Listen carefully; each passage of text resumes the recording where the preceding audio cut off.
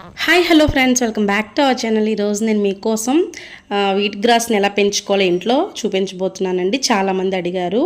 దీని ప్రాసెస్ చాలా ఈజీగా ఉంటుంది, కాకపోతే కరెక్ట్గా చేయాలన్నమాట. ఫస్ట్ ఒక వేస్ట్ డబ్బా ఏదైనా తీసుకోవాలి. నేనైతే బిర్యానీ డబ్బా ఉంటుంది కదా, మనకు బిర్యానీ బాక్స్ ఉంటుంది, అది తీసుకున్నాను. దానిలో ఇలా గెత్తం మట్టి మొత్తం కలిపేసి నింపుకోవాలన్నమాట.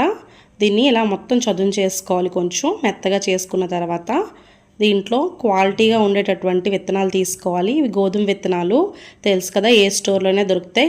కాస్ట్ కూడా చాలా తక్కువే ఉంటుంది.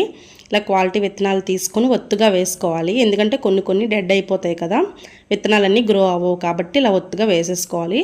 వేసేసుకొని ఒక లేయర్లో మట్టిని వేసుకోవాలి పైన అనమాట. నేనైతే తడిగా ఉన్న మట్టిని యూజ్ చేస్తున్నాను, మీరు పొడి మట్టిని కూడా తీసుకోవచ్చు. గెత్తం కొంచెం వేస్తే వేగంగా గ్రోత్ వస్తుందన్నమాట. ఇలా మొత్తాన్ని వేసేసుకొని చదును చేసుకోవాలి. ఒక లేయర్ వేస్తే సరిపోతుంది, ఎక్కువ వేయాల్సిన అవసరం లేదు పైన మట్టి. ఇప్పుడు కొద్దిగా వాటర్ పోసేసుకుందాం. వాటర్ పోసేసుకొని సన్లైట్ ఎక్కడైతే ఉంటుందో చిన్న సన్లైట్ అయితే సరిపోతుంది, మరి ఎక్కువ ఎండలో పెట్టాల్సిన అవసరం లేదండి. ఇలా వారంలో ఒక 2 డబ్బాలు చేసుకుంటే మనకి ఒక 10 days వరకు జ్యూస్ అనేది రెడీ అయిపోతుంది. ఇంట్లోనే ఈజీగా చేసుకోవచ్చు. బయట ప్యాకెట్స్ కొంటే అవి ఎలా ఉంటాయో తెలియదు కదా. చూసారుగా, ఆఫ్టర్ 3 days చూస్తే మనకి ఈ విధంగా గ్రోత్ వచ్చిందండి.